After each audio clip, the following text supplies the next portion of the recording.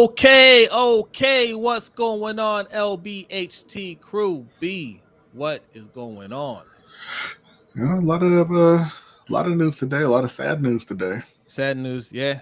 I mean, lots of news. Like you said, some a lot of disturbing news too. Disturbing news. News. Yeah. Shocking news, man. Shocking. I mean, it's sad. You know, I mean, you guys already heard about Jaylon Ferguson and Siragusa. Maybe some of you haven't heard about Siragusa. That happened just not too long ago. The news just broke out not too long ago. Yeah. So, we're gonna talk about that. You know, we got a mixed bag today. We're gonna talk about Ravens minicamp, Panthers minicamp. We're gonna talk a little NBA. I know the season's over, but there's still a lot to talk about. You know, so talk about my Nets tomorrow. Draft coming up tomorrow. Yep, absolutely. So we're going to get into all that. Shout out to everybody that's in here. Let's see who we got. We got Ravens Online Gatekeeper, says LBHT fan. What's good? Thanks for coming through. Make sure you subscribe to our guy. He's almost at 1,000.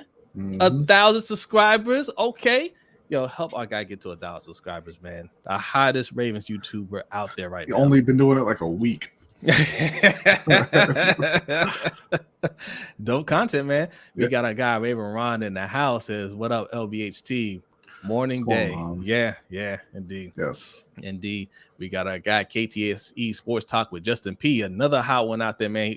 Justin P. He getting all the interviews, man. If you want to hear some good interviews from different coaches, just former players, that's what you go to right there.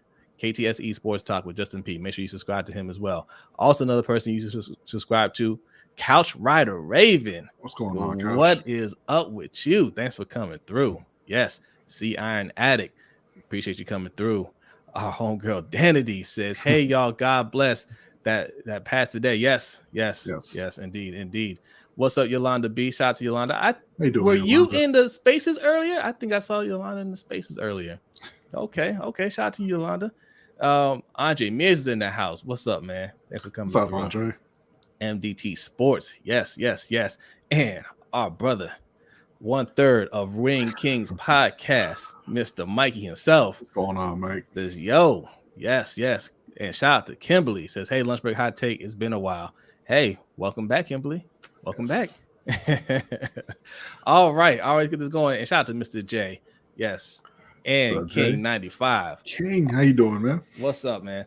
All right, look, it's Wednesday. Happy Wednesday. Hope your week is going well. If not, hopefully it gets better starting right now. Get a couple of things out the way. Right there in the bottom, LBHTShow.com/shop. If you like anything that we're wearing, that's where you go to buy the merch. Okay, we sent out some merch to Danny. Danny was a lucky winner in our giveaway. Hopefully you like what you got. If you do, let the people know. And we are streaming. I was double checking. We are streaming live on YouTube, Twitch, Facebook, and Twitter. So make sure you're following us everywhere that we are streaming as well. Also, if you are looking for a super chat, if you're new here, hit that subscribe button. But if you're looking for a super chat, no, we do super chat. We do our super chat. How we do it, okay? Right below B, $ LBHT Show. That's the Cash App, and the pin link that you see in the comment will take you to the Stream Elements page. Either way, you leave your donation, leave your comment, you get a nice little animation that pops up right next to my face, right there. All right, okay. And shout out to Tanja. Thanks for coming through. Yes, yes. It says, "Hey, Jose and Brodny, I'm here. Flock." Yes, indeed. Our brother Eric L is in the house. Says, "Greetings, everyone. RIP to the young men, Siragusa and Jaylon Ferguson." There's one more person that look, he isn't as known, but he was a former NBA player. He also passed away 2 days ago. Yeah, Caleb Swanigan. Yeah, so we'll talk about them real quick, and shout out to D Weezy, man. What's good with you? All right, so before we get into all that, we like to start every show with a Black History fact. And B has a Black History fact for you. So most people know that we had Juneteenth a couple of days ago on June 19th. Yes. And so I decided maybe just go ahead and just make sure everybody knows what that is about. what that's celebrating. Juneteenth is celebrating the emancipation of all of the slaves in the U.S.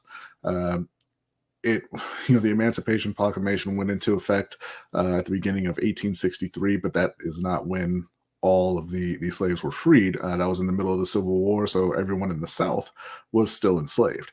And over the course of the next couple of years, as the Union kind of moved through the different states, and they would kind of march up onto plantations and read the Emancipation Proclamation and let everybody know that they've been freed. And it came to a head in 1865, June 19th, 1865, when they finally moved into Texas and freed, I believe it was about 180,000 slaves there. But I also wanted to kind of make the point that progress is not something that is ever really won. It's something that needs to be fought for continuously, because that kicked off Reconstruction, right? Yeah. And Abraham Lincoln, his plan to kind of reintegrate the Confederate states into the Union was pretty lenient. He said that 10% of white men in all these states would have to swear loyalty or swear an oath of loyalty to the Union, and there wasn't really a whole lot of punishment for anybody in the Confederacy. People were allowed to participate in politics, run for office, and things like that. Congress at the time, the Republicans in Congress did not like that. They wanted a much harsher path back. They wanted the majority of people in these states to swear loyalty. They wanted to punish people who took part in the Civil War, taking up arms against the Union. Lincoln vetoed that. They went ahead with his plan, but obviously Abraham Lincoln was assassinated not too long after that, and he was succeeded by Andrew Johnson, who was so deeply unpopular as a person and a politician that that Congress really actually got to kind of take the ball and try to run with it a little bit, right? They wanted to have Black people not only be freed, but equal under the law in this country. They were looking to grant voting rights and things like that. We had talked previously about the Freedmen's Bureau, who was helping formerly enslaved people. They would give them land, find jobs and things like that. So that's kind of the path that the Congress wanted to go down. But the Ku Klux Klan was formed or founded near the end of 1865. I'm sure y'all can guess a few reasons as to why. And when the Southern states started going down that road, white Southerners responded with violence, and they would harass and intimidate Black and white politicians, because at that point Black people had been elected to state and federal positions, and they used violence to essentially reestablish white supremacy throughout the South. They took the land that had been given out by the Freedmen's Bureau and reverted the rights back to the white property owners. It led to the Black codes that we had talked about previously, which kind of restricted basically everything that Black people were allowed to do in the South.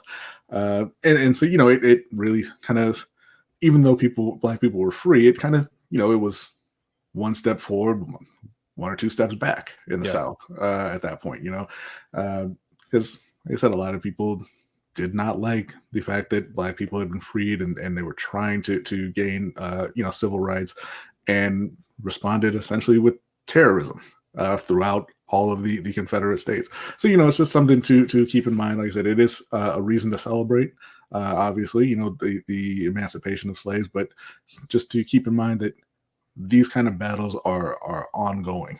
Never really. Yeah, that's what I was going to say. And, that is good to celebrate, but also dig deep into the history, how deep rooted, racism is in this country and how it affects us to this day. Right.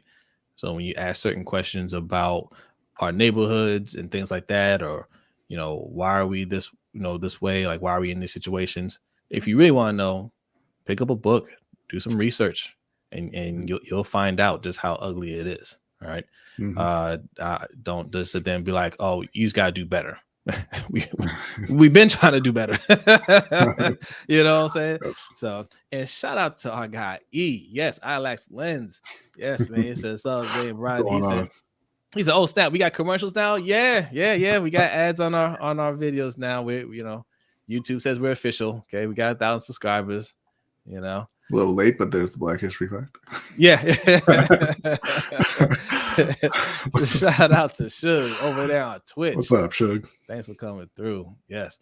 All right. So okay, let's start with the sad news. Let's start with the sad news. Jaylon Ferguson, Tony Siragusa, also Caleb Swanigan passed away. Well, 2 of them passed away today. Caleb Swanigan passed away the other day.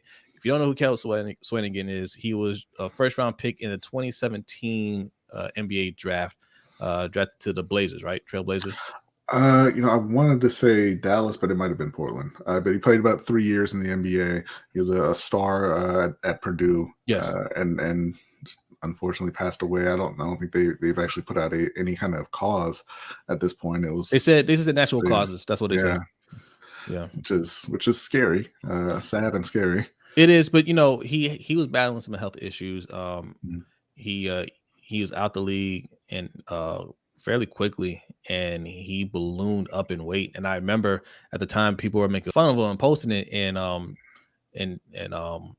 Damian Lillard had spoken out about it, and just like, look, if you don't understand, you don't know what he's going through. Obviously, he was going through something, and if you're not going to be, part of the solution, if you're not going to try to, encourage him to get help or whatever, then basically shut up. Right. Yeah. So obviously he was going through some stuff, but like he battled weight issues and some other issues. But they said he died of natural causes, man, and it's sad, man. It's sad. I mean, he's in the early 20s. Jaylon Ferguson, 26 years old. There's some speculation as to what happened with him. Justin Fenton, a local reporter, suggested it might have been an overdose. I don't want to go deep into that because we don't really know yet, but an overdose, honestly, from what I heard, accidental, which is what happens a lot of times. I do want to discuss that for a minute because I know like a lot of you young kids out there today, man, I don't want to sound like the old person, but for us coming up, getting drugs on the street was, it's one thing, right? But like you knew what you were getting. Prescription drugs wasn't really a big thing when we were coming up, weed and stuff like that, cocaine and all that. But, I know you guys you pop pills now.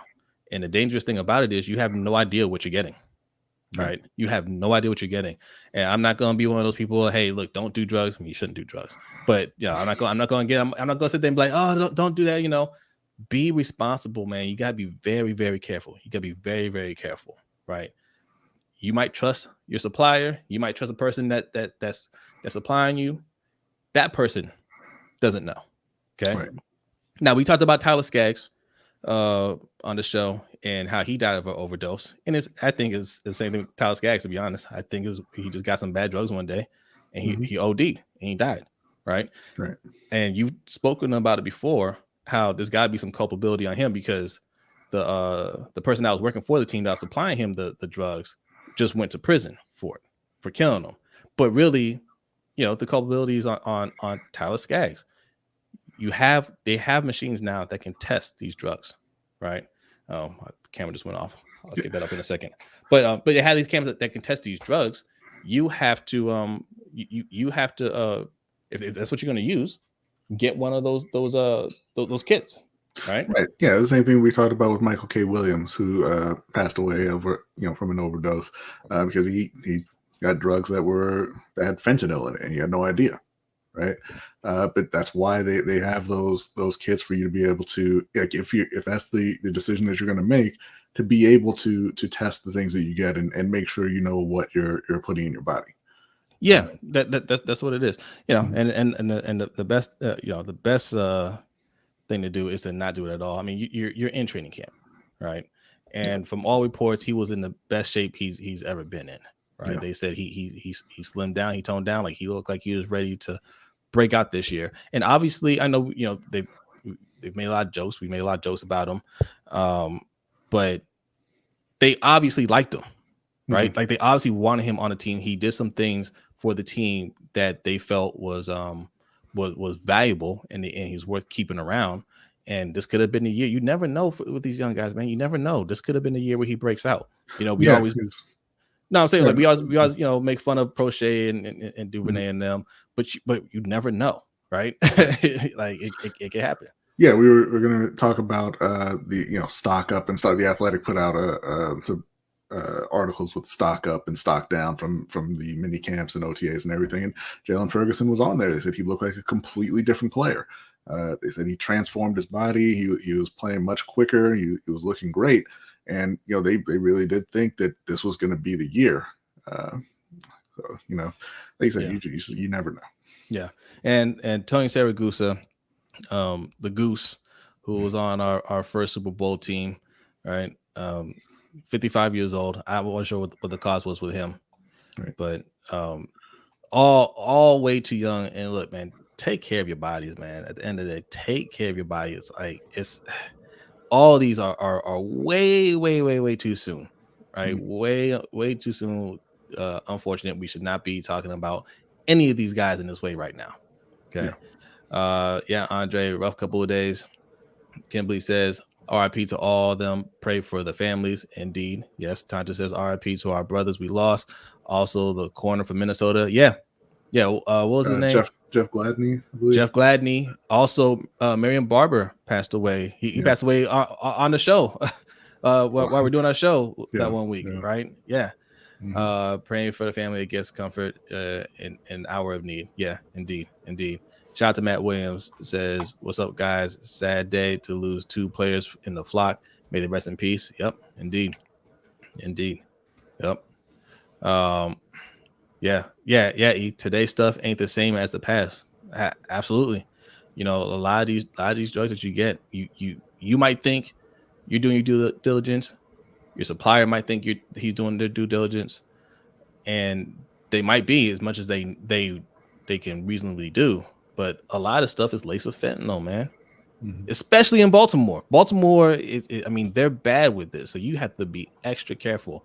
And like I said, it's not one of those things where I'm pointing a finger at anybody like that. I just want you guys to be careful. And this may not even be the case with Jaylon Ferguson. Like that's the speculation that's out there right now. We don't really know. So I don't even want to really go down that road. But like when I heard it, it just made me think. Just like a lot of people have been dying recently from that. So just be careful. What's up, man? Well, man, Will's Call of Duty channel says, how much more blood do the football gods want from the Ravens? I'm not laughing at that. That's not funny, man. Well, that's not funny. It was a dark joke.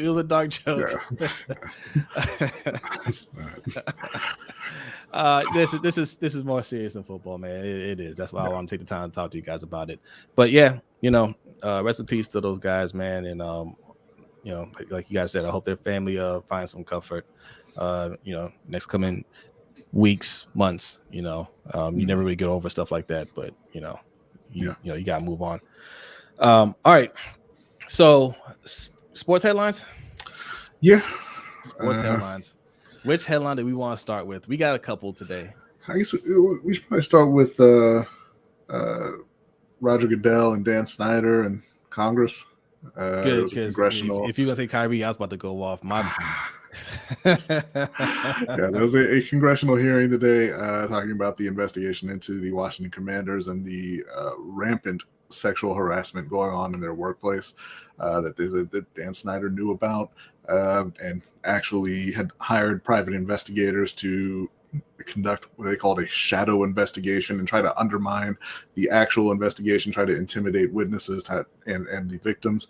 There was also a story that came out that a woman who had accused him directly of sexual assault, essentially, and the team had paid her $1.6 million to essentially go away.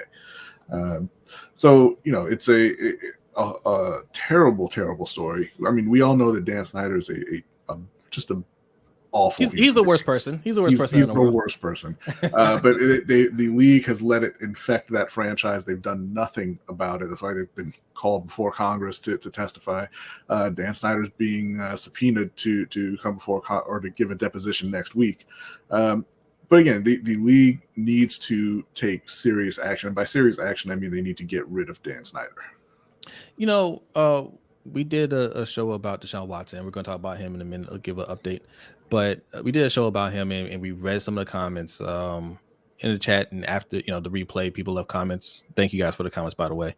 Mm-hmm. But, you know, there were a couple that are like, yeah, Deshaun Watson needs to get a year suspension. And, you know, it's different because we made a comparison between him and some of these owners and these terrible people like Dan Snyder, right? And the conversation was hey, look, you know, he's a player, he's like the face of the league. You don't see the owners, and you know they're in charge, and that's true. That is true. But you're seeing a lot more Dan Snyder than you are Deshaun Watson. And the questions that are being asked about Dan Snyder are being asked by the people you don't want asking if you're the NFL. Okay. Going in front of the Congress, because I'm not sure how many of you guys know this. The NFL, they basically have a monopoly, which is illegal. They shouldn't be allowed to form in the way they're formed. But Congress allows them. They give them an antitrust exemption. That's the only reason why you have the NFL as it exists today, because they have an exemption. Now, when Congress calls them to go and speak, they show right up and they answer all the questions, because at any point, if Congress says, you know what, I don't think you should have it anymore, Thanos snap, gone. The NFL's toast. The NFL's toast. So that's kind of like the thing that they use to dangle in front of them. So if they start asking questions like, why aren't you dealing? Because that's what they asked. Rashida Tlaib asked that today. What are you going to do about Daniel Snyder, essentially, right? Yeah. And Roger Goodell said, hey, I don't make that decision. I can't fire him. I don't have the power to fire him. But that's a strong message, right? She's saying he needs to go. He's basically saying, I agree, but I can't do anything about it, right? That's the type of thing that will get the owners to say, you're out of here. Yeah, I mean, the antitrust exemption, you know, it is true they could take it away, but it's not something that's actually going to happen necessarily. But you know, but you don't want the threat of it either. Yeah, no, you had half of the people in Congress who couldn't even ask questions on topic today. They tried to derail the hearing as much as possible. But yeah, you don't want you don't want Congress people asking those type of questions and having that be the story. You know, the NFL loves to control the narrative about them, and this is a very, very bad look for them. But yeah, we'll see if it actually leads to any action. It should, especially when you, like I said, you have Deshaun Watson or the Deshaun Watson case going on at the same time. That's going to be tough for them to kind of, you know, wiggle out of. Perfect timing. Right? Perfect time. Yeah. Because Deshaun Watson had 24 lawsuits. He settled 20 of them. So there are 4 remaining, but he hasn't been charged criminally up to this point. But yes, you have fans throughout, not even just NFL fans, just fans throughout, you know, the sports spectrum calling for huge suspensions. You know, I see a lot of people saying that he should get at least 2 years. You know, that baseball set that precedent with. I want to say it's Trevor Bauer, but I cannot remember for sure if that's his name. But the pitcher who was suspended for 2 years recently. Yeah. But the thing is, for the NFL, I mean, do you want to suspend Deshaun Watson for a year or more, and then look at Dan Snyder and say, I don't know, can't do anything about it?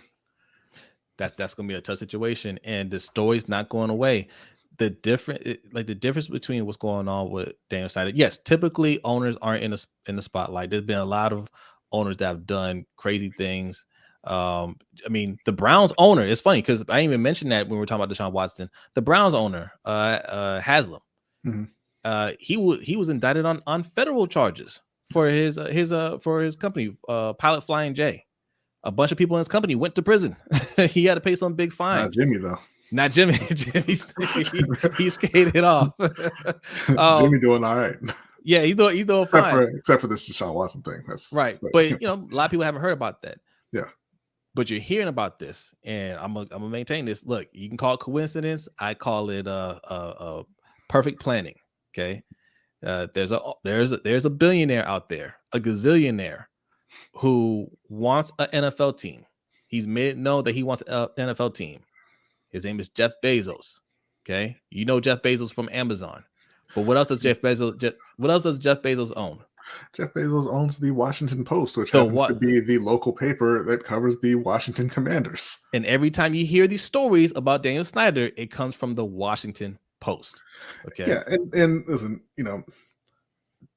Jeff Bezos is a terrible person too. Yes, but possibly just in different ways. Yeah. But he's got a lot more money and a lot more power than Dan Snyder does. He does. Snyder's he's out of here. His days are numbered. Yeah, his days are numbered. But when you have to go in front of Congress, you never want that to happen. Right. And it's crazy that it has to come to this. Like, I would think, I know these owners are they're too shady to do anything about the sexual harassment, the misconduct, and all that stuff. They're always going to look the other way with that. But when you start stealing money from the other owners, that's another thing he did, stealing money from them. I would think that would be you're immediately out of here. Now, from what we've heard, they were counting votes. We don't know where that led, right? Or they're still counting, or what? Well, I mean, they probably put that on hold because they had to appear in front of Congress. Dan Snyder was supposed to be there today, but he claimed that he had some sort of business conflict, which is why he's being subpoenaed to show up next week. Yes, that's the other thing. He's been subpoenaed. So this is getting real. This is not going away. It's days are numbered. The question is, how much longer? And it seems to me like if I were in that room with the NFL owners, it would seem to me to be an easy win. Oh, thank you for the donation there, Shug. You want to go ahead and read that? Yeah, we'll go ahead and finish the thought, and then I'll... Well, I mean, it was going to go on a little bit, but you can go ahead and read that first. Okay. Shout out to Shug. I'll bring this right back up. Shout out to Shug, man. Shug says, spoilers, Obi-Wan doesn't kill Darth Vader. Wait, wrong podcast. Wow. What up, LBHT crew? So does this championship put Curry on the list of greats? He was already a great player. And who do we take off the list? Oh, you talking about like greatest of all time? I don't know. I mean, look, this is his fourth ring. So I mean, that's something about to give it some thought too. He said, "Shut up, Brodny. Kobe stays."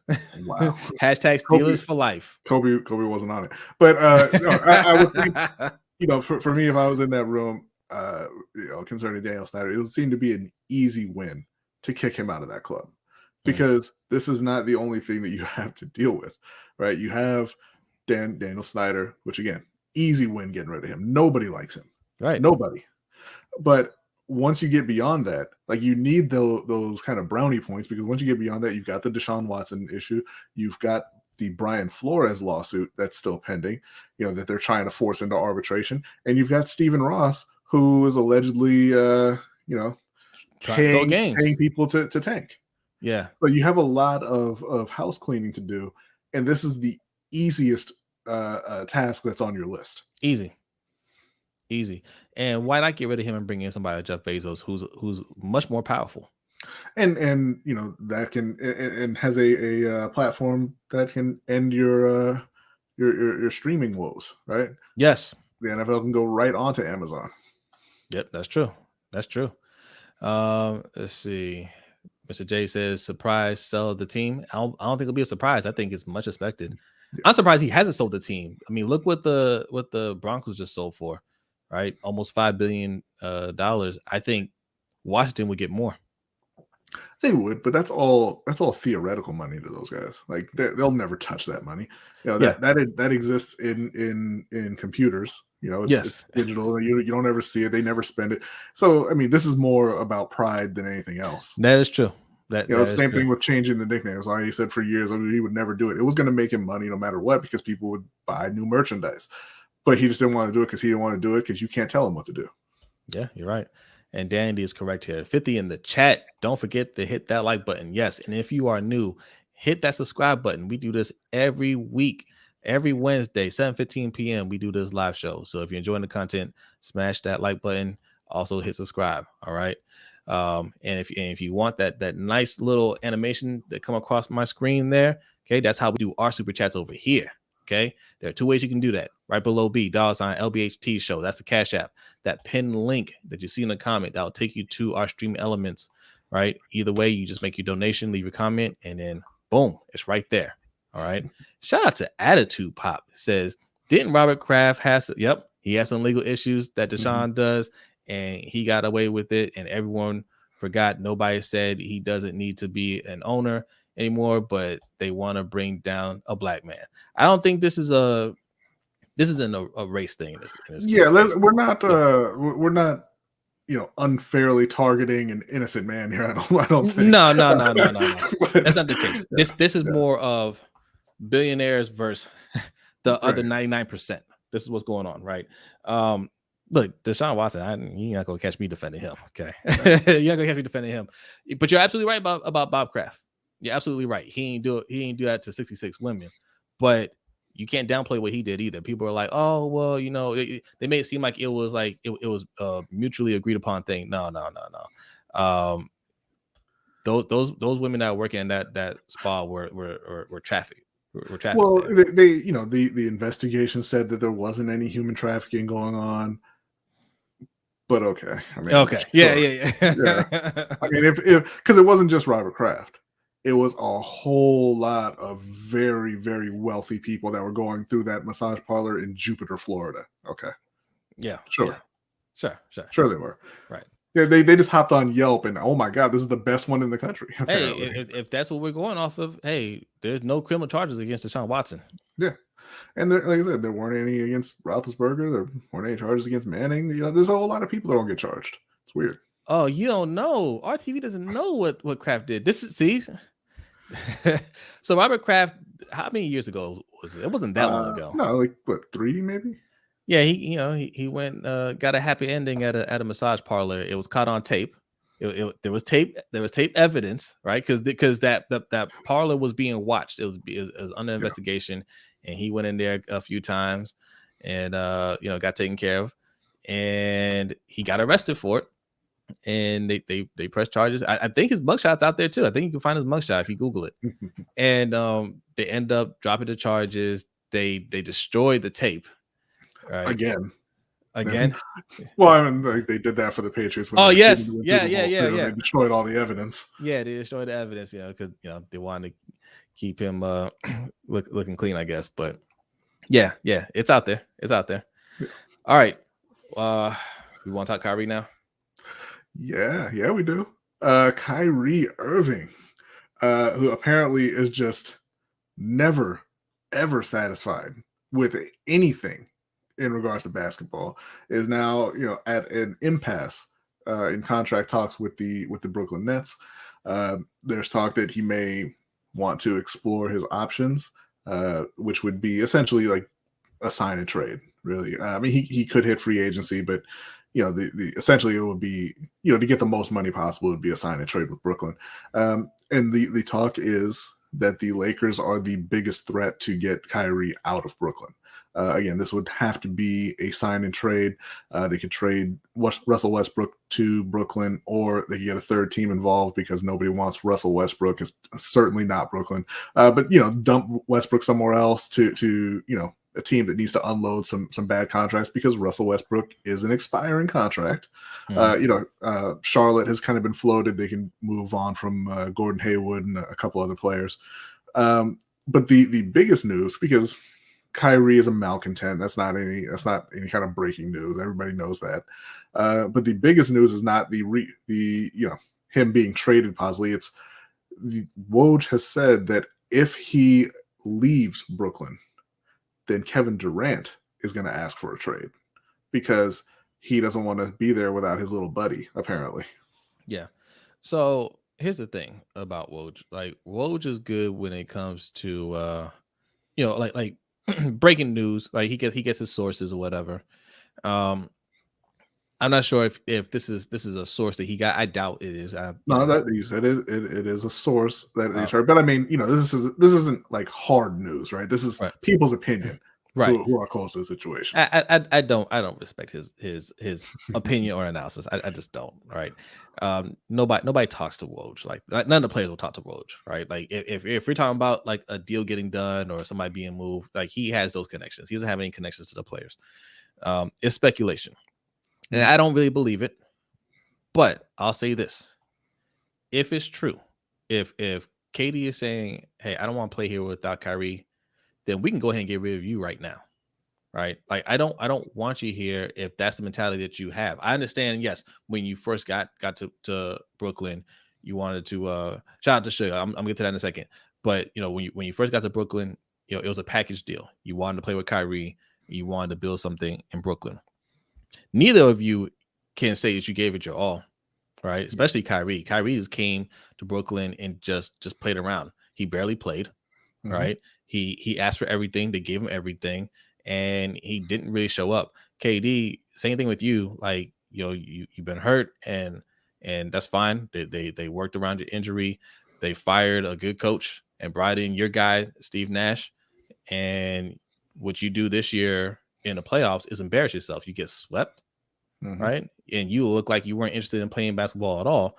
So for an organization that give you everything, you'll never get that again anywhere else, right? To say, hey, if he's out, I'm out, then it's not for you to go, man. That tells me your head ain't on winning anymore, and it's fine.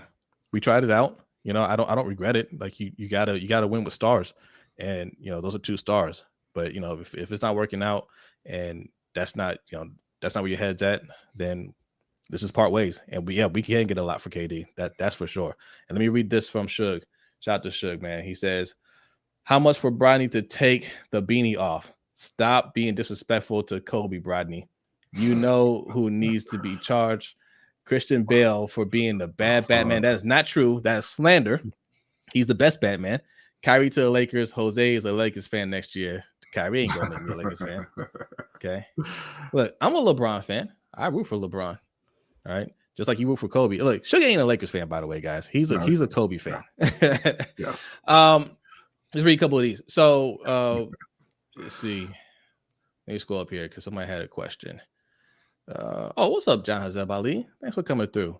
And shout out to JP. I saw you in the chat earlier, JP. Yes, Jake. Your jersey came in today. We're going to be sending that out to you first thing tomorrow. So you should have it in a few days. Then he says Kyrie ruining another franchise again. I don't put this on Kyrie. No, Danity. When he gets to LA, he's going to be back in his proper place as LeBron's son, and they're going to win a title.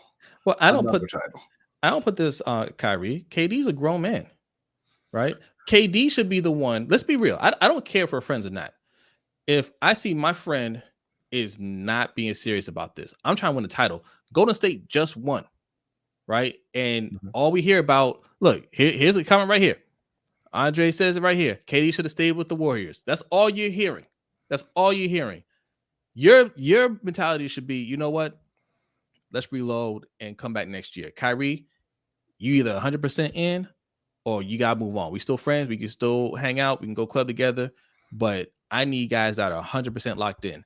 Kyrie chose to not play these games this year. He chose that, right? And that caused them to be the 8th seed, right? Because your head wasn't in it. And then you get swept. Now, KD got to take the blame for that too, because you got to play better than that.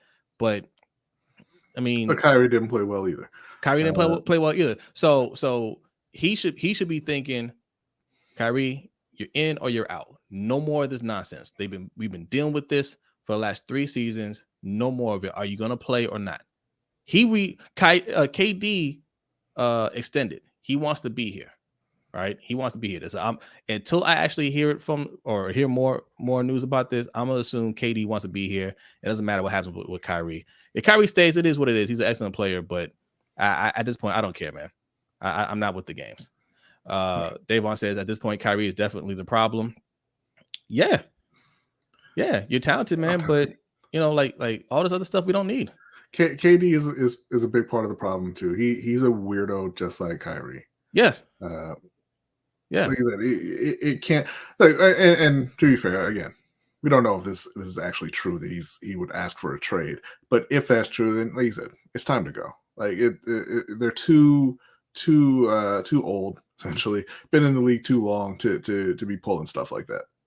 Right. So hopefully it's just a made up story. Yeah. Okay. Danny D says, I hate when players skip to a bunch of teams so quickly. Gone are the days of Timmy and Kobe. Yeah. Hey, both them tried to leave too. I'm all for players trying to squad up with other players to try to win a ring, but understand your limitations, right? Because let's be real. KD wanted the LeBron treatment. I want to come here. I want to pick the coach that I want. I want to put together a team that I want, and I'm going to bring you a ring. But the other part of it is bringing the ring. Like everywhere that LeBron went, he brought them a ring. Mm-hmm. Okay, he got into the finals. He brought them a ring. He delivered. He said, "Hey, I want to go to Miami and play with D Wade and Bosh, right? And bring in a bunch of our other friends too, some veterans, and let's win this ring." They won 2, went to 4 straight finals. Then he said, "Okay, I'm going to Cleveland, but owner, don't ever talk to me. If you see me coming in the building, you get out." Okay. Trade Baby Jordan, who you just drafted number 1 overall. Trade Andrew Wiggins, who you just drafted number 1 overall right now. Bring me Kevin Love right now. Okay. Who's this guy? David Blatt? Yeah, I don't like him. Bring in Tyronn Lue. I want him right now. And this is what we mean when we say that Sugar's not a Lakers fan. Yes, he won a championship in LA. They won a title. This is a Lakers fan saying they got to have a ring. So that tells you right there. He's not a Lakers fan. He's a Kobe fan. Yeah. Yeah. So, but yeah. We'll see. We'll see how true this is. Honestly, I'm not even sure if Kyrie's going to leave. To be honest, right? There's a lot of talk right now. I think he'll go, and I think KD will stay in Brooklyn. And if that happens, I'm all for it. I'm all for it. I have no doubts about Brooklyn's ability to put together a team at this point. They have the right front office there. But look, if KD does go, Nash can go right along with them. My best guess is the impasse is you have to show up and play the game. Yeah. What impasse? Sure. I know it's not about money. Like right. They're giving them money because it's a max deal. So it's whatever. Yeah, the impasse is no, you have to show up for work. Yeah. Or we are going to fine you this time. Yeah. So, all right. D Weezy's here. We want to get into some lunch money bets, and then we'll do the mini camps. Yep. All right. You know what time it is. It is time for you gambling degenerates to get your pen and papers ready. Yes, because our guy D Weezy is in the house. He's here to make you some money. It is lunch money bets. D Weezy, what is going on, my friend? What's going on, fellas? How is everybody doing tonight? I'm doing great. How are we doing, D Weezy? Well, I kicked off my day pretty all right, starting out with one MLB play that I won earlier, afternoon game, San Diego Padres, first 5, basically. The equivalent of kind of like a first half, halftime sort of prop bet in other sports. I'd have to double check, I believe. It was over 4, and if I'm not mistaken, San Diego had 5 runs by the second inning, so that's what you call winning. Yeah. So, hey, hold that thought for 1 second, D Weezy. I want to address this. RTV, this is a good question. Bring that up again later on in the stream, and we will discuss this. All right. Okay, we'll talk about that. All right, go ahead, D Weezy. But yeah, tonight I wanted to touch on how it's possible to find some of the value that exists in some of these live lines.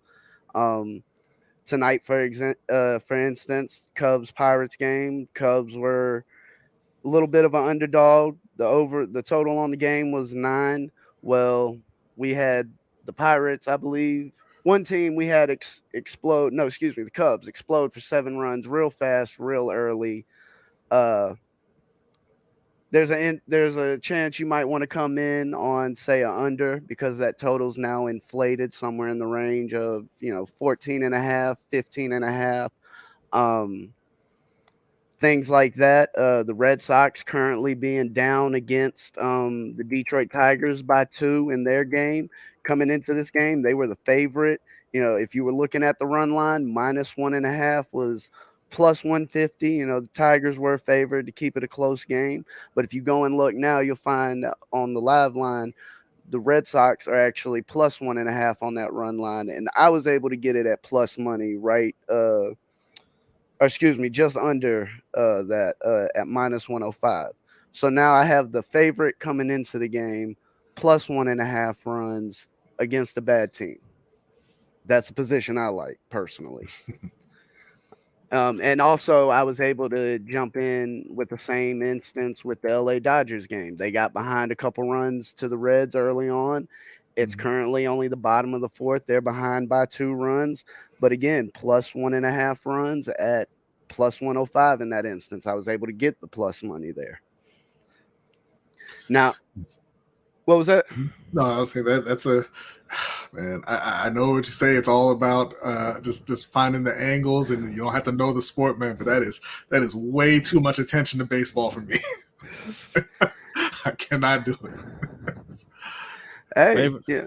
Raven Ron got something for you. He says, "Get your money up, degenerate Ron bets 3-team parlay, New York Yankees money line, Boston money line, LA Dodgers money line, and 2-team parlay, the Los Angeles Angels money line, Dodgers money line." D Weezy, your thoughts?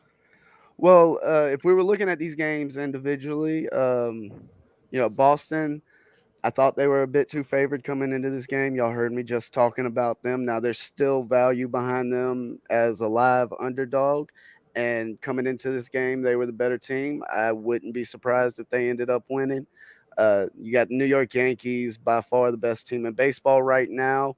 Again, another team that's currently behind. So as I was talking about live lines, if you do look into some of the live markets, you might find that money line where coming into the game at a favorite being -130, -150, whatever it might be. Now, as the underdog, you potentially have a chance to get plus money on what was that pregame favorite. All right. Okay. And Danity is feeling your basketball behind you. Yeah, don't. Nobody likes that. Nobody likes that Tar Heel blue. But yes, they do make pink basketballs, Danity. Yes. Oh, I got flags in the work. Don't worry. Nobody wants that. Nobody wants that. RTV wants to know we can't get online gambling in Cali. Not yet. Not yet. Give it time. I mean, honestly, this is something if you follow it from more perspective of the country, you do have places getting more progressive as far as putting it in place. In some instances, like states like New York was big time against it for a long time. Well, at a certain point, they had to cave in because they were literally seeing the mass amount of data points basically showing people were running to the border, New Jersey, Pennsylvania, wherever, to literally take 2 steps across the line, place a mobile bet, and then come back. And this was just flat out funds and taxes and other revenues that they were missing out on. Yeah. And shout out to Shug with another donation. Appreciate you, Shug. He says, "Have you all been watching the World Series of Poker?" No. He says, "Last night, 6+ hour finale or final table on a stud high-low 8 or better." I don't watch the poker. Didn't know what that means. But 6 hours plus is a long time to be at a table. I can tell you that. Derek, go to sleep. Sometime, Derek. I started out as a poker player. I can't help it. All right, listen. Look, if you want some more of these hot takes, man, D Weezy is gonna let you know where you can find him. He's got his own channel. D Weezy, tell him about it. Yes, you can catch me at Backyard Action Media here on YouTube, where I'll be dropping videos fairly regularly, if not at least once a week on Sundays. You can always catch me here Wednesdays. You can reach out on Twitter at dweatherly90.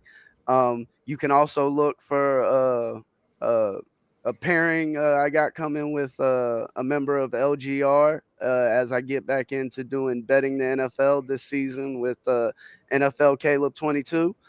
And there's even possibly more in the works, folks. I've been telling y'all for a while that I've been working on stuff. And, I told y'all a channel was coming. I delivered on that. I say other stuff is in the works and other stuff, there's things going on behind the scenes. Pay attention, take notice now. Yeah. All right. Look at this. Even degenerate Ron can't get with you on the poker final. So it's too much. 6 hours is too much there. All right. You can also find D Weezy in our Discord.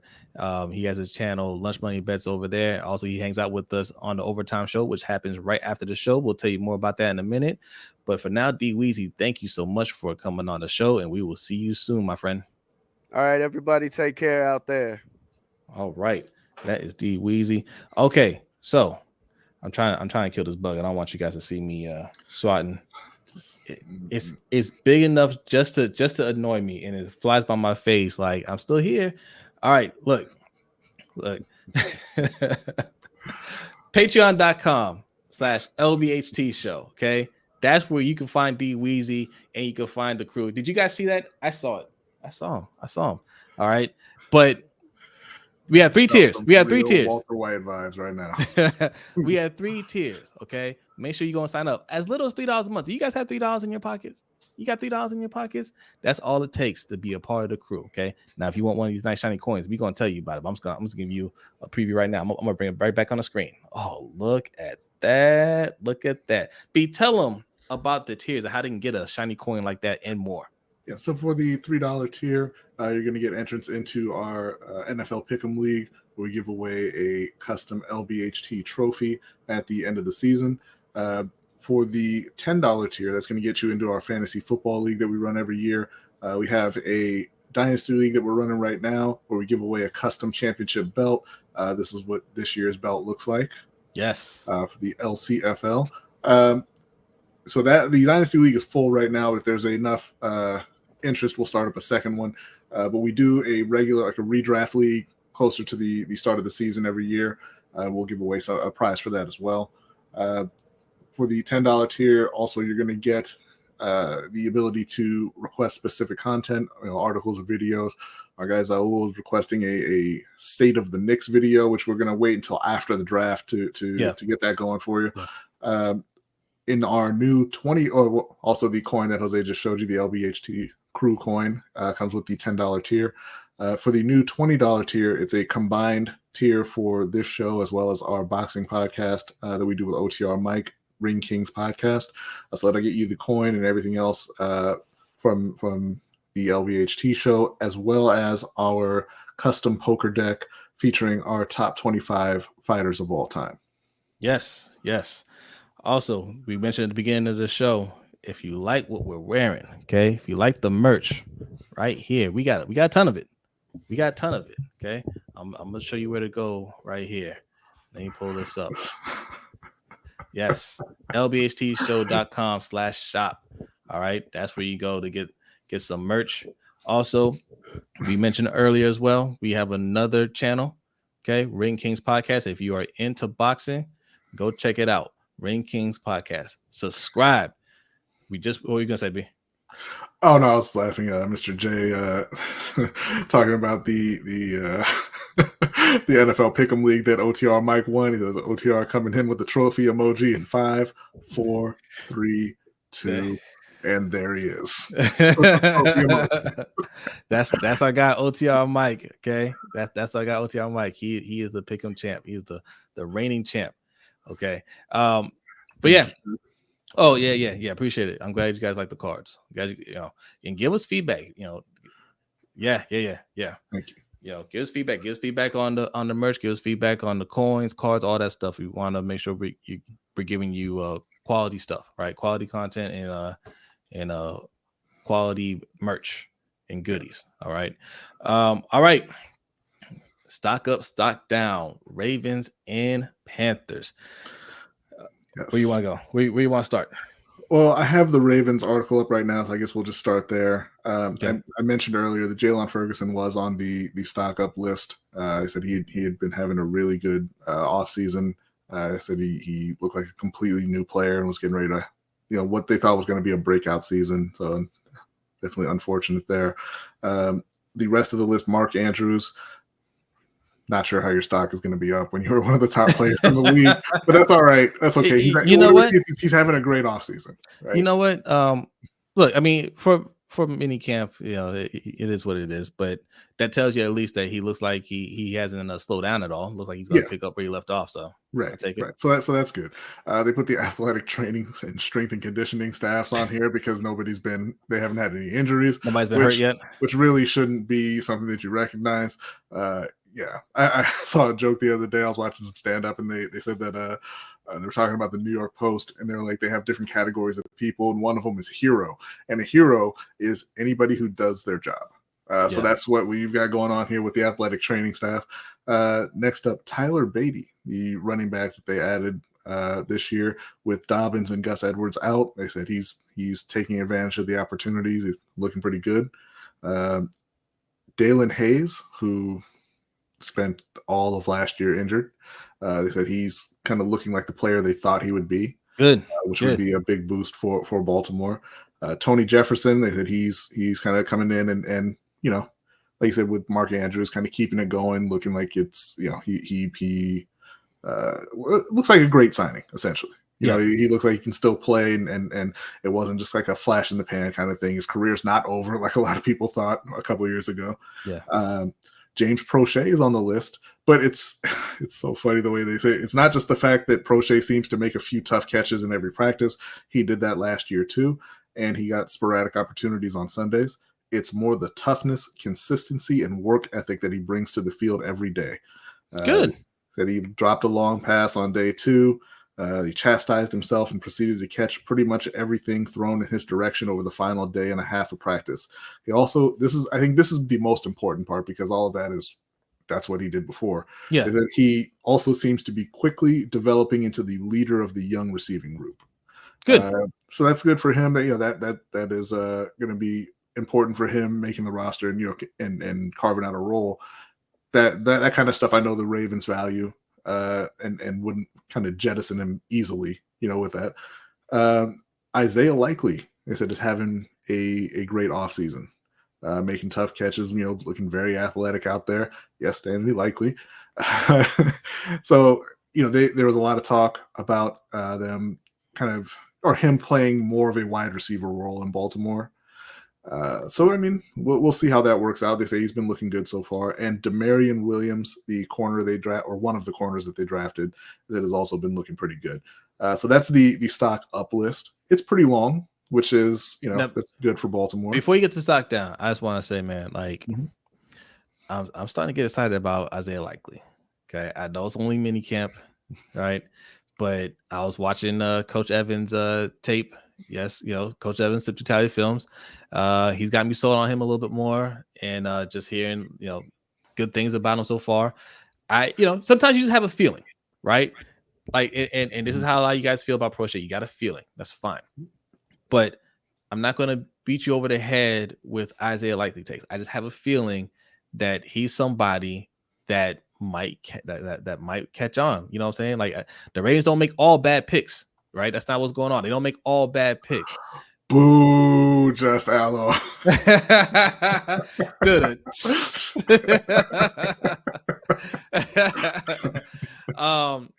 But Boogie Down, no. Angels for King all day. No, get out of here with that. Get out of here.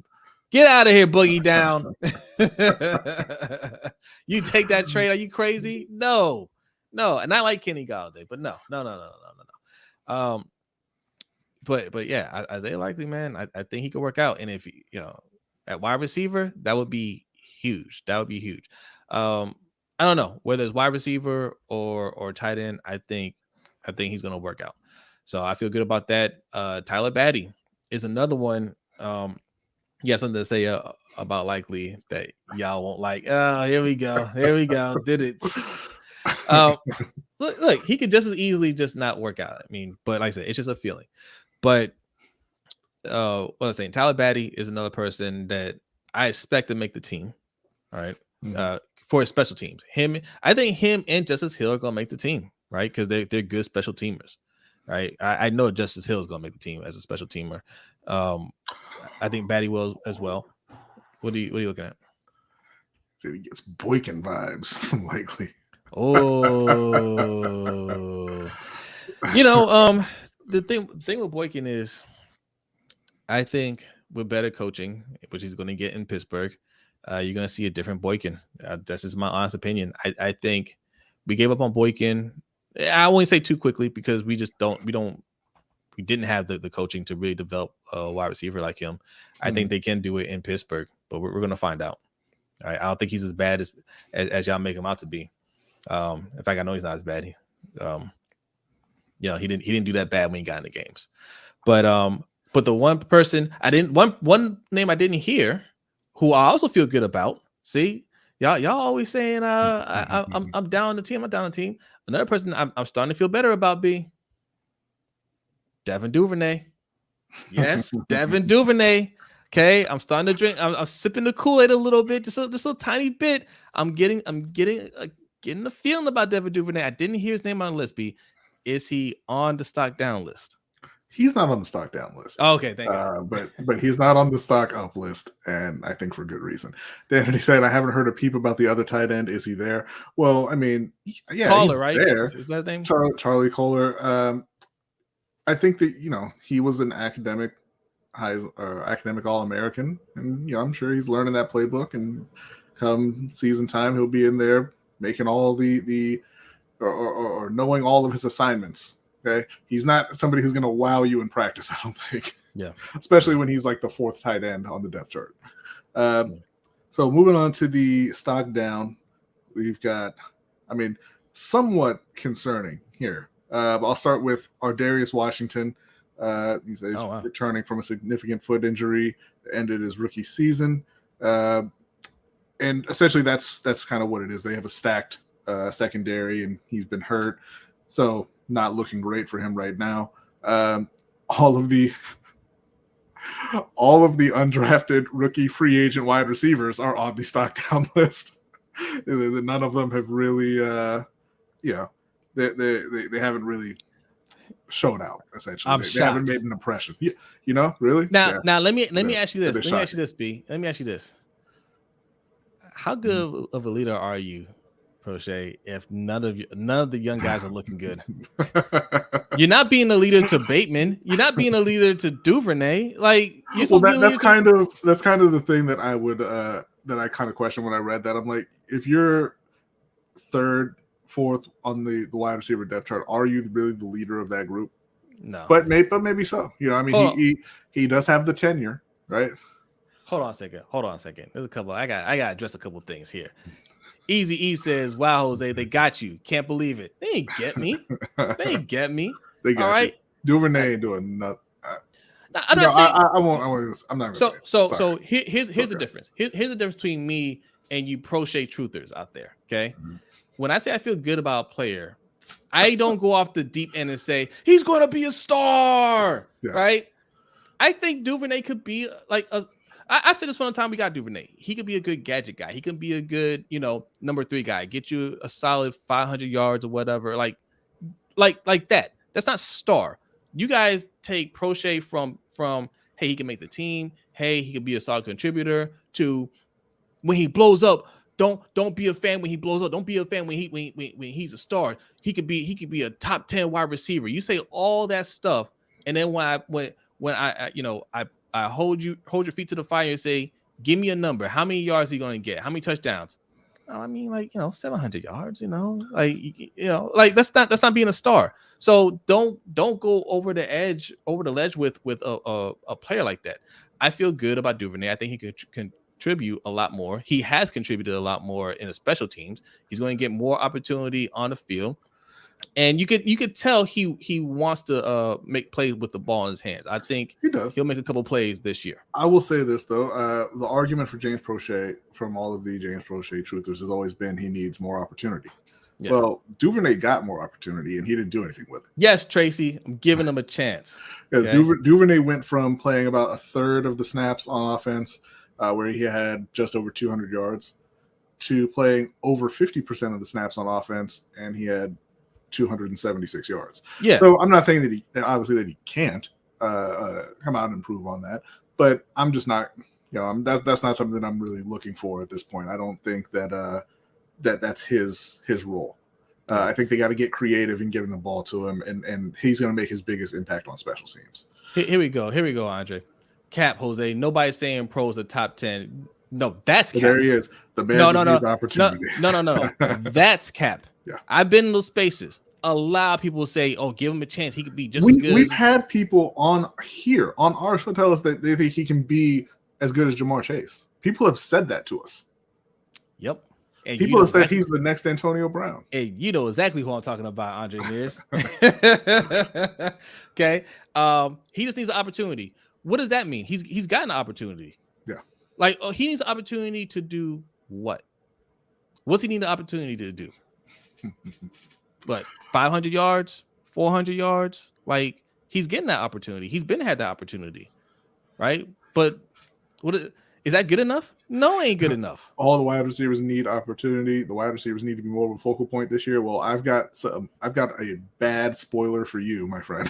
The wide receivers are not going to be the focal point of anything in Baltimore. We need guys that can make plays with what they have. I don't want to hear the opportunity word anymore. I want to hear numbers from you. Okay, anybody that's talking that Prochet mess, don't hit me with the O word. Okay, the O word is banned. It's banned. I want to see numbers. I want to see. Hey, 40 targets, he's getting this many yards. 80 targets, he's getting this many yards, this many touchdowns. That's all I want to hear from you guys moving forward. I don't want to hear any more of the O word. No more of that. Okay. All right. So next on the stock down list, they had Michael Pierce, who wasn't there. I'm noticing something with the stock down list. They don't really want to talk down about the players, and that's fine. I mean, who wrote this article? There's no reason to really just talk down about the players.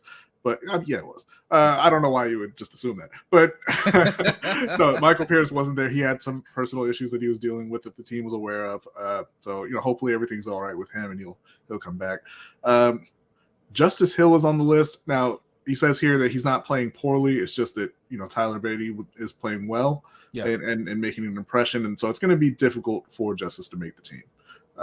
Because they also have Mike Davis, which we hadn't really talked about. Like, Mike Davis is there. Mike Davis is more of a proven back, so I think it's going to be very difficult for Justice to make the roster. And unfortunately, and King asked about this: how many running backs we're going to keep? 4 is already too many. Look, man, this is a team that we have. Right, this is a team that we have. We have 2 running backs that may not be ready for the start of the season. So initially, they're all going to make the team, I believe. Right now, when those guys get healthy, maybe they get cut. They'll get cut. They'll get Batty might end up on the practice squad, but we have to keep these running backs. Yeah, and you're saying 4 tight ends is too much. Also, not when you're running 2 tight end sets. Right. This is a team that we have. Like, this isn't what I want, but this is what we have. Yeah, and I think 4 tight ends is almost a lock. With Andrews, Boyle, likely, and Kohler. Yeah. And 5 if you count Ricard. Next up on the list, Malik Harrison said, again, not that he played particularly poorly, just he didn't stand out at all. Now, this is where it gets a little bit concerning, because so far, we're talking about, hey, some of these wide receivers are looking really good. These running backs are looking really good. But in order to have that really come to fruition and show up in the regular season, you need much better O-line play. Lamar really struggled behind the O-line last year. It wasn't very good. They put in a lot of work on the O-line this offseason. On stock down, we got Daniel Faalele, who is struggling with his conditioning a lot. To me, that's expected. I'm not surprised by that. Well, I mean, it is and it isn't, right? Like, you should probably be able to make it through practice without having to take. He's like Ray Lewis. I'm taking 2 knees on the sideline multiple times, and then he's a big boy. He's a big guy. I always thought like he was somebody that he wasn't going to be ready right at the very beginning. Yeah. So, but then also Ben Cleveland is on the list for stock down. It says it was expected that Cleveland would get a legitimate shot to win the starting left guard job this summer, and that's still how it may play out. If last week's minicamp was any indication, Cleveland has ground to make up. The Ravens moved around their offensive linemen throughout the offseason workouts, but Cleveland wasn't getting the same opportunities at left guard as Tyree Phillips and Ben Powers were. This is a big training camp for the 2021 third-round pick who needs to practice better and avoid issues that take him off the field. So it was kind of expected that he was going to walk in and be the man at left guard. You know, Tyree Phillips and Ben Powers have both been disappointing.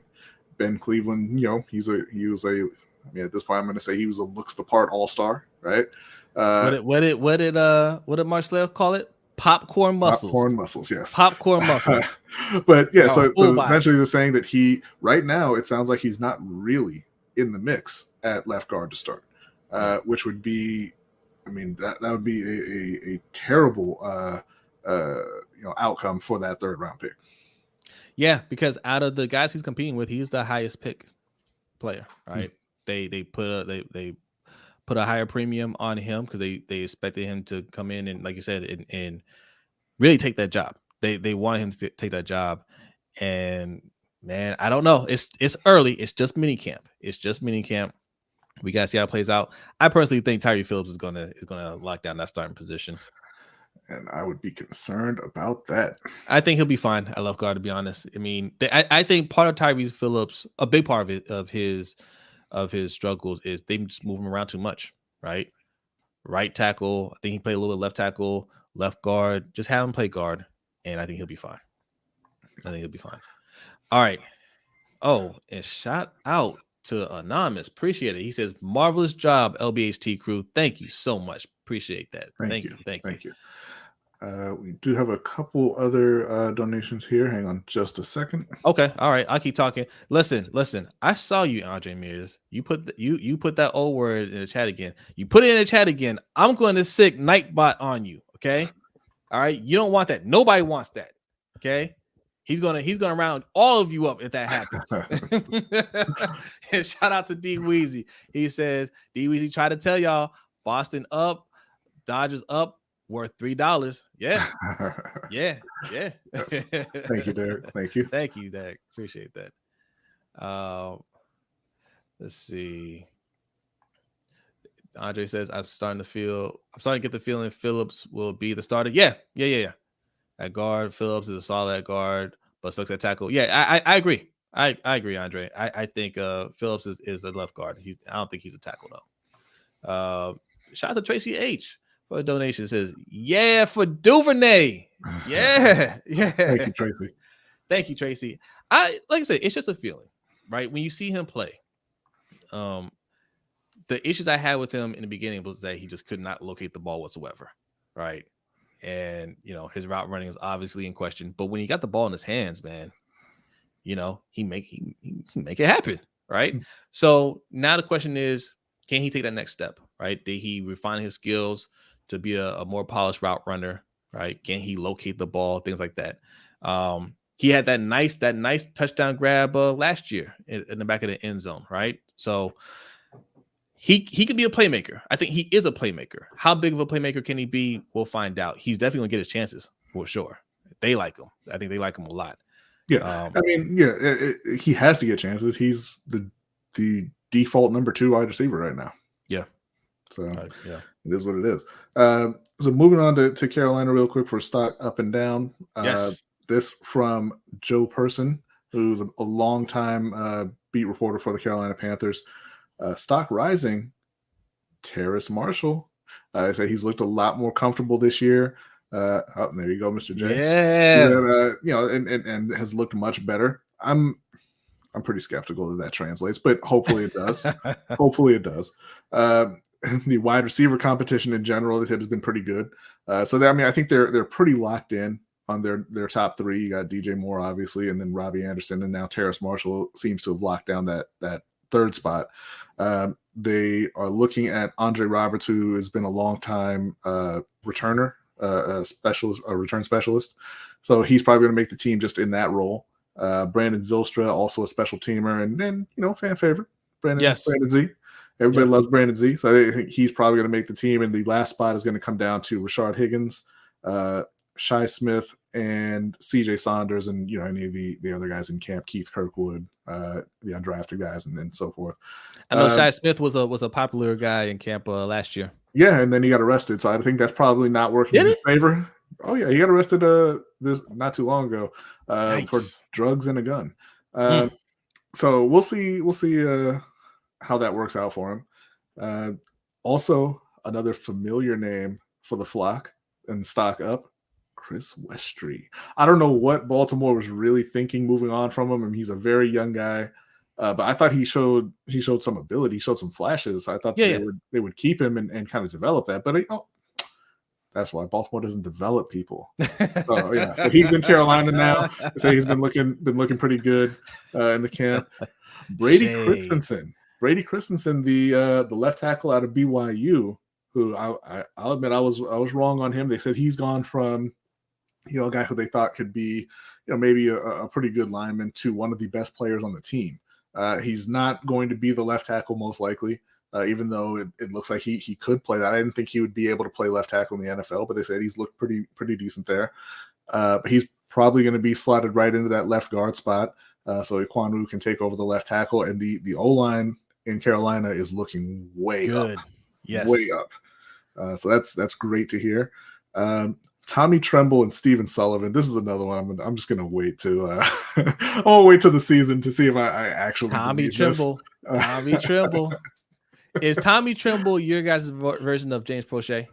No. He's not that. He's not that. Okay, but I'm skeptical whether or not he's a long-term starter. And by say version, I mean like that's the guy that all the fans just go overboard with. No, Carolina doesn't really have those kind of players. They are super out on players real quick. Ian Thomas was that guy for a little while, and then they're like, "Yo, this guy can't play." See, Mr. J6 says Tommy Tremble takes over the tight end 1 this year. See, you said they weren't there. Found one. No, but he's going to be the tight end 1 by default. They don't have anybody else. Ian Thomas can't play. So that's it for the stock up. Like I said, it sounds good with the wide receivers and the O-line. Well, hold on. Sounds like things are coming across. What? You're missing a name. Who's that? Golden Matt Corral. Well, but he doesn't have stock, so he can't be up or down at this point. There's no stock there. He's the backup quarterback. Fine, right? Fine. So stock down. Speaking of quarterback, we got PJ Walker. Matt Rule's guy and fan favorite, PJ Walker, Houston Roughnecks legend, as Ferris likes to refer to him. How is he still on the team? He's still on the team because they have not acquired Baker Mayfield yet. Once they acquire Baker Mayfield or Jimmy G or whoever it is they're going to bring in for God knows what reason, he will be they're going to try and trade him or cut him. Most likely cut. I don't think anybody wants to trade for PJ Walker, even though he's super fun. He is a super entertaining guy. Similar to Baltimore, we have the entire crop of undrafted wide receivers, except for Derek Wright, are on the stock down list, just because none of them are going to make the team. We got Stanley Thomas Oliver, who was a corner that they drafted a couple years ago when they went all defense with, they went defense with every single pick in the draft. They already cut the corner they drafted in the 4th round that year, Troy Pride. Stanley Thomas Oliver was taken in the 7th round. He's definitely going to get cut this year as well. And Davion Nixon, defensive tackle who they took a couple years ago, who I thought had some promise. He has not been having a great offseason up to this point, but I'm sure he's going to make the team. He's going to have a chance to turn that around. All right, so Danny wants to know what they're saying about up-and-coming Hall of Fame Bradley Bozeman. Wow. That is – wow. Not saying a whole lot. I mean, he's going to be the starting center.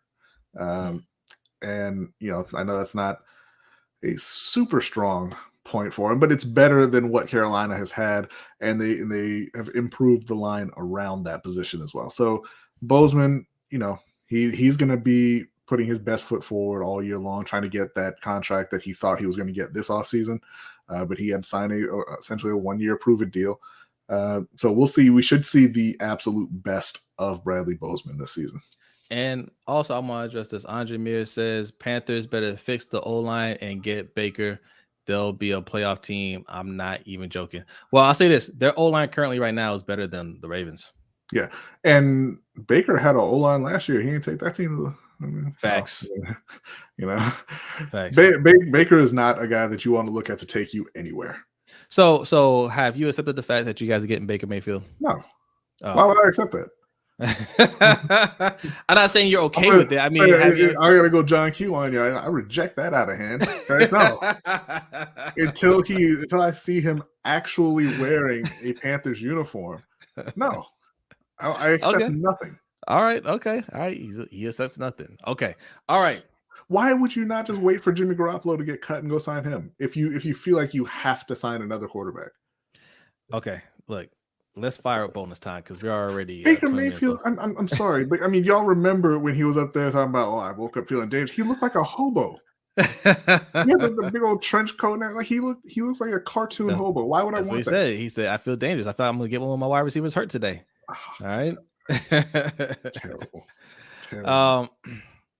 Morgan Moses looked really good. I did not hear his name called on the stock up, stock down list. Just hello. But all right, we're in bonus time. King, they really aren't. I mean, they are in the sense that it can't be Sam Darnold. But if the O line is good, then Sam Darnold is the only thing holding them back. That's true. The rest of the roster is ready. Yeah. What's up, Garnett? Hey, what's up, man? Thanks for coming through. All right. Bonus time. Now, RTV, you posted a question in there again. I appreciate that. I want to bring that up if I can find it. I probably can't. But basically, you asked, is our super teams hurting LeBron's legacy? That's what you asked. And the answer is, of course it's not. Super teams have always existed. Yes. Always existed in the NBA, right? I'm talking about like the Boston days. I mean, even the Bulls. We call Michael Jordan's Bulls, but Michael Jordan did not win without Scottie Pippen, another Hall of Famer. Okay, without they had Dennis Rodman. They had Horace Grant on the first three. In fact, they got Dennis Rodman because Horace Grant left, and he said we need a Horace Grant on the team to win. What's up, Noah? Shout out to Noah. Says LBHT crew, hope all is well, and RIP to Fergie and Big Tony. Yes, indeed, man. Thanks for coming through. Thank you, Noah. Appreciate that. Man. Yeah. So super teams always existed, and it's funny because the term Big Three was coined. That phrase was coined by Celtics fans, right? For the Celtics with Garnett, Ray Allen, and Paul Pierce. Right. So it's not hurting his legacy. It's just that when you're that great, you're gonna have a lot of haters. Jordan had a lot of haters too. We just didn't have the internet back then, right? Well, yeah, and now when you get some distance, the haters go away. Yeah. Now everybody can just look back and appreciate the greatness. Nobody during a time of Cassius Clay / Ali was calling him the greatest of all time. Nobody. They despised that man. And listen, rightfully so, man. The stuff he was doing to Sonny Liston was just. I mean, like if I had seen that in real time, I would have been rooting for Liston. Yeah. Parking a bus outside his house and with the megaphones and everything. He pulled a gun on this man. It wasn't a real gun. But he pulled a gun on Ali, and Ali went running. But Ali didn't know that. It's a good question, but no, I don't think it hurts. And look, the NBA is just different today, right? Like you can't dominate the way that that Jordan could back in the day. And shout out to Anonymous, says Mr. Newton signing with the Panthers this season. I'm still holding out hope. I think that's another thing. Why wouldn't you just sign Cam instead of going to get? To me, that's the better move. Baker. I think because I think Matt Rule is pushing for it because he wants to save his job, and Scott Fitterer. They both want to save their jobs, so they're pushing for it. But if I'm the owner and I'm saying, look, you're a lame duck, right? Then no, I'm not going to let you sign Baker. Cam's the guy that you're going to sign because he is going to sell tickets. If you get Cam, people will buy in. That fan base will buy in. You're going to sell tickets. And if he still has it, then you have a legit shot. If he doesn't have it anymore, then fine. You're still gonna sell tickets. It's over for him. But hey, one last time with the shout out to Sancho Mac. Appreciate it, man. He says, "What's good, fellas? Thanks for coming through." If he doesn't have it anymore, then he finishes out his career as a Panther, and you still get your draft pick, and fans will get behind that. But nobody's gonna get behind Sam Darnold. Nobody's gonna get behind Baker Mayfield if he doesn't come out hot. And I don't even from a perspective of I'm trying to save my job. I need to win some games. I'm still taking Jimmy G over Baker Mayfield. Yes, yeah, that's another thing too, right? Jimmy G's out there. They're saying he might get cut, right? So. Oh, but see, this is the thing right here, Andre. And not, I hear what you're saying. A healthy, fired up Baker can help the Panthers. I feel so wrong saying that, but I truly believe he's a starter in the league. But this is the thing. Why has he got to be fired up? Why can't he just play? Right. But he does have to be fired up, though. He does have to have a chip on his shoulder. He does have to feel like it's me against the world. And you know what? Ain't nobody watching when you playing in Carolina. That'll last like 3 weeks. Then what? Then how's he going to get up for games? How do you stay motivated for 17 games? That's the question, right? John Hazard says, forget Cam, the future, a future legend in your team. Sam Darnold, no. Sam Darnold he's toast. Wow, he's toast. Dave Vaughn says Baker would be toxic in this young locker room. I tend to agree. Yeah, I can't argue that, right? Because he didn't get talked about that much in Cleveland, but it just seems like nobody really liked him, right? You get there and you're calling out what was his name? Duke Johnson. Was Duke Johnson the running back at the time? Yeah. You're calling him out. You're causing problems. Then Odell gets there, and yes, you guys are friends, and your buddies and all that stuff, but obviously it wasn't working out on the field. You have other players that are kind of feeling the same way, all right? You're not getting along with the coaching staff. They're calling you a child, It's just, I gotta say, man, like it seems like he has a terrible attitude, and it just didn't get talked about a lot. He just seems immature. Yeah, immature. Like I don't think Baker's a bad person or anything like that, but he just seems immature. Yeah. Sancho Max said Colin Cowherd is gonna watch out. And shout out to Anonymous says Mr. Jackson signed a contract in 22 or tag 23. Excellent question. Man. Let's talk about this. This is a bonus time for you. And shout out to our guy OTR Mike, because we were discussing this the other day, right? During his little presser, right? Mm-hmm. They're asking him questions, and he said, "Look, I'm talking with the team right now. We're working that out. Conversations. We're having conversations." That's what he said. We're having conversations.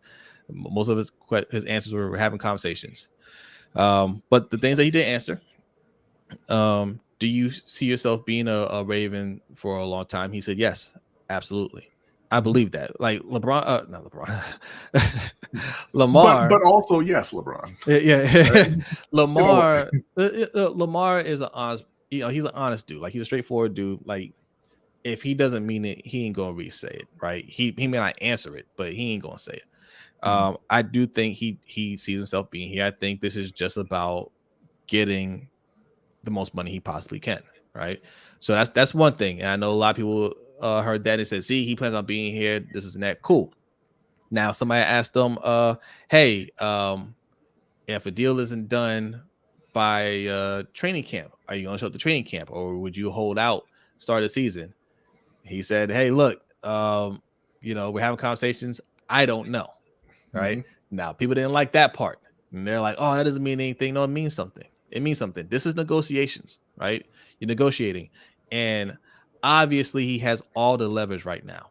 So, Mikey says, "Be careful, Jose. You don't want to make Deshaun mad by repeating that." Look, it is. It is. If he can hold out in training camp, right, and that goes through preseason, don't let that creep into that first game.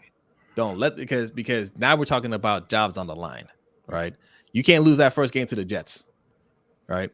Then you're completely exposed. You lost 6 games straight last year when Lamar, or 5 games because Lamar lost that first game, but you lost 5 games straight. Starter for one of them. Yeah, you lost 5 games straight when Lamar was out. And yeah, a lot of close games, but a lot of losses. Yeah. A lot of losses. Now, do you want to start the next season with Lamar not starting and you lose those games? You're definitely gone. Greg Roman won't make it past week 2 if that happens. I think the Danity hits the nail on the head right here. It's I don't know means stop playing with me or watch and see. And I think that's all. I think that's really all it was him sending a message saying, yeah, I mean, listen, if they don't give me what I want, who knows what happens? Who knows? Yeah. You know, and just kind of sending that over to the front office and saying, listen, stop playing around and let's get this deal done. Now, I want you guys, everybody that has a job right now, I want you to think about this. You feel like you deserve more from your job, right?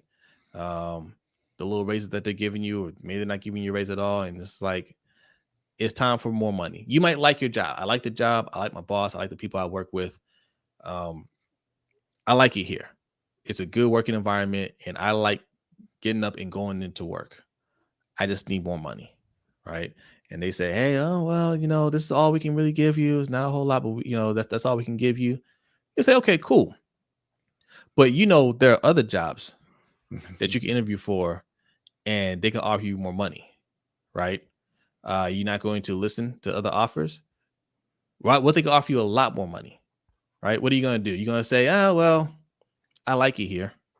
You know, I like these people. Or are you going to say, look, I really want to stay here, but I need you to at least match what they're offering. Be real about it, right? Lamar, that's what he's doing. It's negotiation process. Now, the difference is they don't want him getting other offers.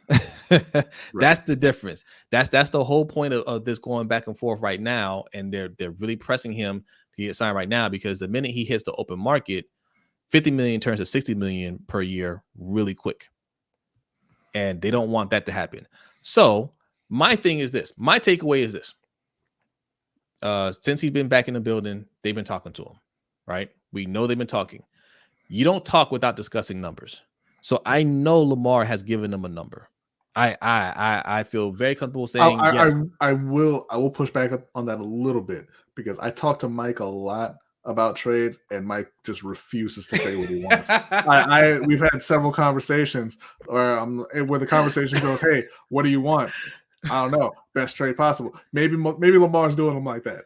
Okay. Maybe. And that's why it's been, you know, months and months of no progress. I'm sure. Like trade talks with OTR Mike. But Mikey also lets you know when you're getting warm. Okay. He also lets you know when you're getting warm. And Lamar has definitely let them know if they're getting warm or if they're ice cold. So they have a pretty good idea of what he wants. Just give it to him. Right? Yeah. The Deshaun Watson deal has been floated out there, $230 million fully guaranteed. You start there. I don't care if you like it or not. I know they don't like it. I know, because I know Bishotti has said he didn't like that. Don't care if you don't like it. It's there. It's out there, and that's where you got to start. And if you're not willing to pay that, man, then he's out. Success elsewhere. Yeah, be really upset when you see him throwing to Tyreek Hill in Miami. Tyreek and Jalen Waddle. Yeah, exactly. And shout out to Anonymous. Oh, appreciate this. Says QB coach Urban specializes in what exactly? Man, Urban has been there for a while. I think this is his 5th season. You know, QB coach. I mean, we're not in the room, right? Like we're not in the meeting rooms with them. We're not on the practice field with them. So QB coaches kind of get their rep based off of the quarterbacks they coach. And he's coached Lamar since the beginning. So I don't know. I mean, he coached in Cincinnati and Philadelphia previously. So I don't know. I don't know what he does. Hey, Mike's got a message for you here, B. He says, hey, B, hashtag yesterday's price isn't today's price. Yeah, but here's the thing, Mike. You don't say what yesterday's price was yesterday. And so like that doesn't mean anything. No, there is no price. Raven Ron says Urban specializes in hands off. You can ask us about a lot of coaches on his coaching staff, man. What do they do exactly, right? Yeah. We know what Keith Williams and T. Martin do, right? They brought in because we make it a huge point to point out, hey man, they're really developing these wide receivers. They're really developing these wide receivers. They're really going to help out with the pass game. You wait and see. We're gonna see this year. Waiting. Yeah, we're gonna see this year. But like I said, stock down on all these undrafted rookie free agents so far. So not surprising, they're undrafted for a reason, and that's why you should have drafted a wide receiver. But we'll see with the other guys. We'll see how they do, and we'll see how this passing game looks this year. Mikey says Josina said Lamar should ask for more than Watson. Absolutely. Mm-hmm. Listen, Deshaun Watson, they signed him knowing that he had all these cases that he is trying to settle. And forget that Lamar's a better player than Deshaun Watson. He's a better player, but also, but we can't forget that that's a big part of it. They also signed him knowing that there's going to be some sort of suspension. Now, the talk is he might get a year, and the Browns prepared for a year, right? Mm-hmm. They structured his contract to where he wasn't making a whole lot of money in his first year. Yeah. They structured it that way. So worst case scenario, he's suspended for a year. He's still getting most of his money, and we still got our guy. They signed him knowing worst case scenario, our quarterback could be suspended for a year for stuff that he's done off the field. You don't have any of those issues with Lamar. And like B said, yes, he is a better player. What's up, Bob? What's up, Bob? Thanks for coming through, man. Yes. All right, couple more, and we getting out of here. We already 35 minutes over. You guys always do this to us, man. We're gonna hang out for a little bit longer, and then we are going to go to the overtime show. If you want to be a part of the overtime show, patreon.com/LBHT Show. For as little as $3 a month, you can join the fun. We talk about anything and everything over there. All right. Raven Ron says Isaiah likely takes over Prochet's spot on the 53-man roster. We're gonna have to do a show where we really kind of sit down and think about the 53-man, because when you start talking about players like that, it gets into how many of each position do they want to keep. I mean, Isaiah likely's making the team, right? Yeah. He's going to be the third tight end. I think if they, as it stands right now, James Prochet's making the team. I got you. They don't have enough wide receivers on the roster, period, right now. Yeah. So we'll have to see who they bring in free agency or a trade or something like that. But at this point, they're both going to be on, and you got to start asking questions about like how many of these corners are going to keep, how many of the offensive linemen are going to keep, and that's really what's going to determine guys like that place on the 53. Yeah, and Bob, he's saying Isaiah likely is a tight end. Yes, but there's been talks about him converting to wide receiver. That's why that question came up. He says, please answer your attitude pop question you've been asking all night. Let's see. This one, what do you think will be Lamar's stats this season? That's tough. I'm gonna go and say 3,300 yards passing. I'm gonna say he gets to 26 touchdowns. I'm gonna give him 7 interceptions. I think he runs for, I think this is the first year that Lamar does not lead the team in rushing, but I think he puts up a good, 550, 600 yards rushing and another few touchdowns. Oh my God. Well, if we're going to a 2 tight end set, man, I want him to run much, much less. Right. And I know they're saying, yeah, we're going to pass the ball more. They always say this. That's a smoke screen. They're not going to pass the ball more. They're going to run the ball. I think an extra game, I could see Lamar cracking 4,000 yards. Well, it depends on the running. It depends on the running. I think they're going to run the ball just as much, to be honest. So, yeah, I will say 33 to 3,600 yards passing. I honestly think it's going to be over 30 touchdowns. Over 30 touchdowns. 7 interceptions sounds about right. He's going to have a lot of touchdown passes. And I think he's going to hit over 1,000 yards rushing again. Unfortunately, he will be the leading rusher because you got to look at it. J.K. Dobbins and Gus Edwards, are they going to be healthy to start the season? So they may not even be playing, right? But they still got Mike Davis. They got Tyler Beatty. But and a much improved O-line, hopefully. But the yards will be split, right? So when those guys get healthy, Mike Davis won't be the starting running back anymore. So I don't think because if anybody's going to be leading the team other than Lamar, it would be J.K. Dobbins, in my opinion. Mm-hmm. So I don't know. It depends on if he's going to be healthy day one. If he's healthy day one, J.K. Dobbins could be the guy. I would expect him to be healthy day one. Okay. Derek said he's going to be doing some Lamar props when they come out, so definitely be on the lookout for that. Like we said, you can definitely subscribe to Backyard Action Media and turn on your notifications. You'll be able to see those videos, and obviously, you can see them here every Wednesday on Lunch Money Bets. Yeah. All right. One more. You pick it, B. One more, and we are out of here, and we firing up overtime. Well, let's see. Not really going to be. Not clicking on that, Shug. Mr. Ali had a question earlier. I mean, it was a while back, but he's asking. So I don't have it on the screen here, but he asked if the Ravens could bring in Ndamukong Suh. It looks like he's out in Tampa Bay. He's been visiting with the Raiders and another team who I cannot remember right now. But what I've heard is that it's looking like the Raiders. I think that obviously he would help. He's a great player. He's a very good player still. But I don't want to see Baltimore bringing in any more old guys like that, honestly. Yeah. Okay. Add 2 Pop says he got Lamar with 40 touchdowns. Are you talking about total? I can see 40 total touchdowns. Absolutely. 4,000 passing yards. That's not far-fetched. Should things were wild out. Maybe you haven't been watching football recently, but Lamar could absolutely do that. 40 total touchdowns. He had that in his MVP year. Yeah. You know what I'm saying? 4,000 yards passing. It depends on how much they pass, right? They just don't pass enough, but he could. Yeah, it's going to depend on how that defense actually shows up this year. Yeah, but over 4,000 total yards. I mean, that's pretty much what he does. Yeah. And 40 total touchdowns. That's a healthy Lamar. I mean, that's what he'll do for sure. And shout out to Anonymous says, will Mr. Jackson demand to run on passing plays? Meaning, just on passing plays and not these drawn up runs. Right. Okay.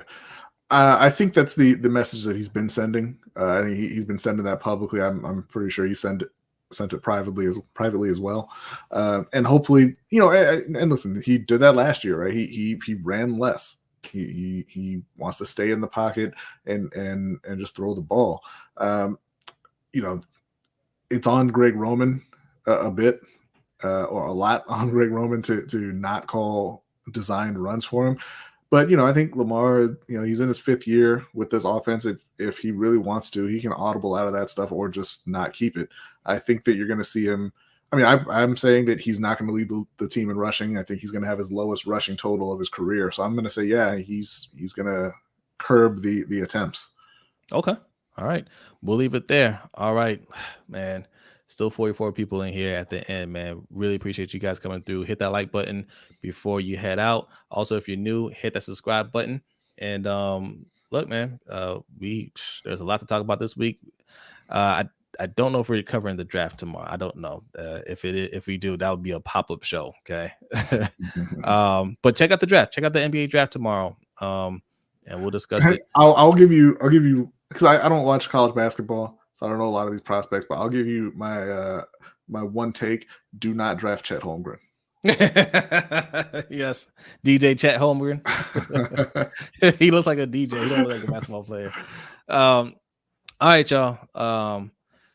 Thanks for coming through. Yes. We will be I'm not sure if we'll be streaming this weekend for a Ring Kings podcast, but we're going to put out something. All right. Oh yes, no, we're going to be recording our pound for pound list. So make sure you subscribe over to Ring Kings podcast. That video is coming out as well. We just dropped a video for Xander Zayas, right? A young prospect, up and coming prospect. That's the first in our series for Ring Kings watch list. So yeah. But all right, we are getting out of here. Are you ready, B? I'm ready. We are ready. Hey, y'all, stay safe. Be healthy. All right. Be careful out there. Be careful out there. All right. We want to see all of you guys here next week. Okay. All right. So y'all have a good night. Be safe. Be safe. Okay. Hug a loved one. All right. And we will see y'all next time. Peace out.